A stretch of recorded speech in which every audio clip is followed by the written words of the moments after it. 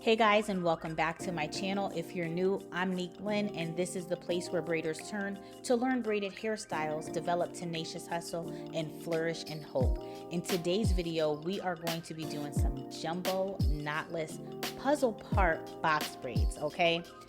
Guys, this was definitely a challenge for me, but I wanted to show you how we got through this anyway, so let's get started. So starting from right behind her ear, we're going to make our first row. In that row, there'll be 2 knotless braids. Then we're going to come around the sides, and on each side of our middle part, we're going to part out 3 rows. So you can look at this as really 6 sections, but really once it's all done, it's going to be 3 fluid rows. So as you can see, this is going to be that first part. Now here's the second part. And I'm just going around until I get to the middle part of her head, and that's how I'm creating these sections. So again, total of rows is going to be 4 for this jumbo style. And the same thing is just going to take place on the other side, what you see me doing right now. So let's jump to the back. Now we're going to get started with using the Neat Braid Conditioning Shining Gel. I love this gel. It's really good for helping to define your parts and really like slicking down, especially larger sections like this. So now to create the puzzle part, all you have to do, and guys, she sleeps. So if you see her head keep nodding, she's asleep. But anyhow, to make this puzzle part, you're going to just kind of create like a C shape that protrudes out of the middle part.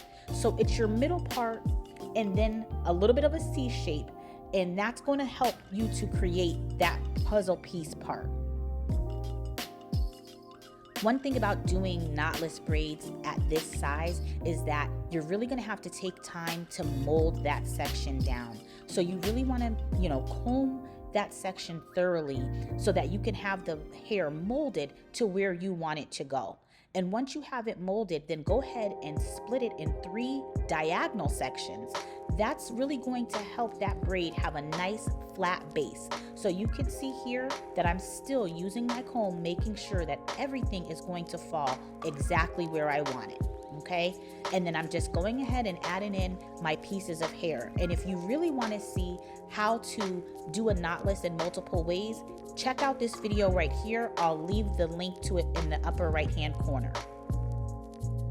For each of the sections, I really found it much easier to start off with the straight part and then try to create the puzzle piece parts. So because this was my first time, guys, I really tried to keep this as simple as possible. You can get as intricate as you would like, but I wanted to keep this as simple as possible because I just wanted it to be clean. I wanted, obviously, for you to be able to tell that it was puzzle pieces, but I just wanted to keep it as clean as I could. So possibly next time I do it, maybe I'll try to be a little more artsy with it. But for this one, I was just trying to learn the hand maneuvers and the parting maneuvers that it would take to really create clean shapes.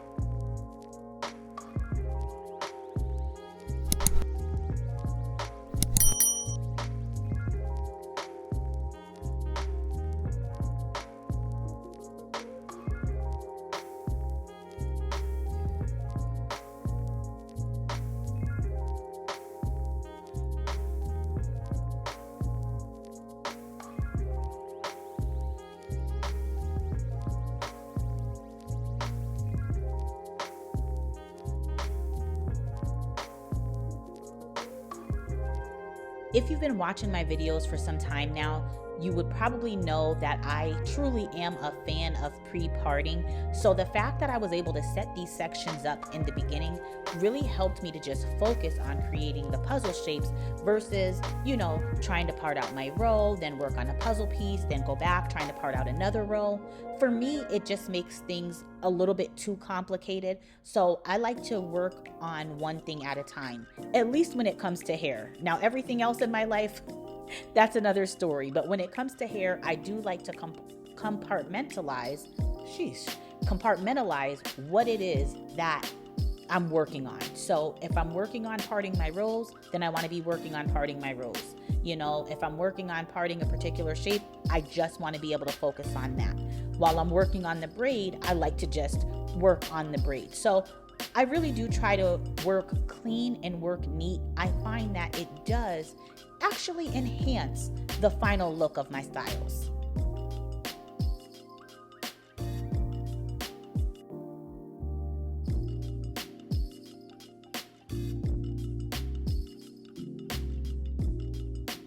So I want to show you another one on this side, and as I said before, parting your section in 3 diagonal pieces before you start your braid really does help the base of the knotless to lay down.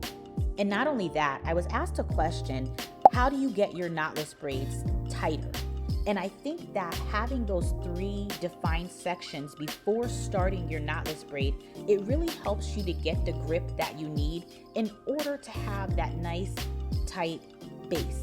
Now, obviously, we don't want it so tight to where it's causing discomfort for our client, but we want it tight enough that the braid is going to hold and not necessarily turn and fold and do all that when we start our braid down. And even looking at this, you can see the sturdiness of the braid, and that's what we want when we're doing our knotless braids. So if you remember from the beginning, we pre-parted our sections. And once I get to that particular section that I'm going to work on, there are times that I may even go back and clean the part up. And this is one of my favorite things about pre-parting my sections, especially when it comes to knotless braids, because it allows for me to adjust as I flow through the style. And as I'm able to do that, I'm able to get my parts pretty much the exact way that I want to get them.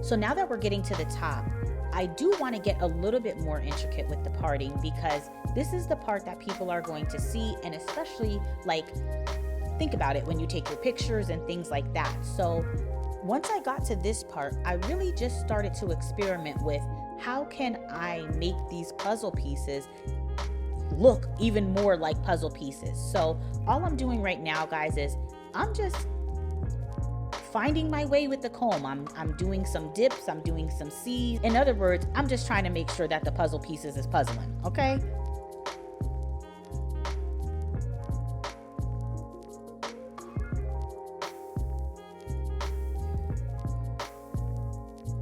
And just a reminder for anyone who is truly struggling with their knotless braids, make sure that you check out the video that's going to be listed in the description section.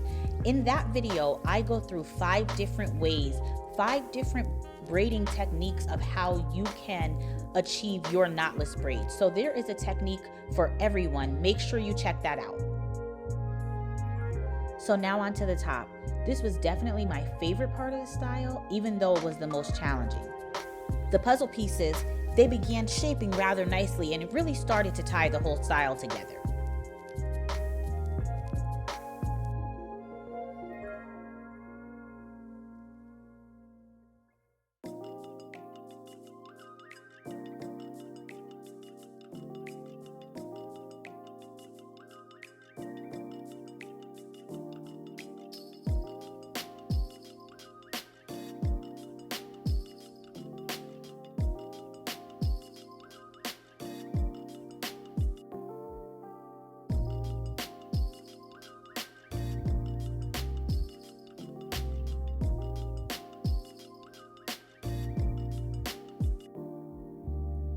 So here we are at the last braid, and really I want to know your thoughts. Is this a style you think you would try? Is this like an absolute no for you? Let me know down in the comments. And if you do try this style, go ahead and send me a photo of it on my Instagram, and that way I'll go ahead and share it in my story.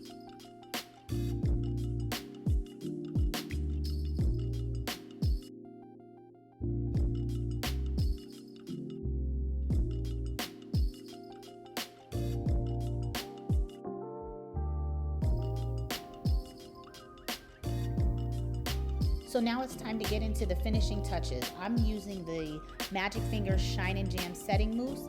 And guys, don't skip this step. This is a step that your clients really enjoy. So go ahead, use your mousse. It feels nice and cool on their scalp, and it also helps to really lay and set the style. And then last, I'm gonna go ahead and dip the bottom of her braids in some hot water. So guys, if you wanna know what kettle I use and things like that, make sure you click the link that's in the description that will show you my Amazon store, and you can go ahead and get the same exact items that I'm using, so be sure to check that out. And of course, don't forget to subscribe to the channel. Guys, thank you so much for watching this video, and I'll talk to you in the next one. And as always, God bless.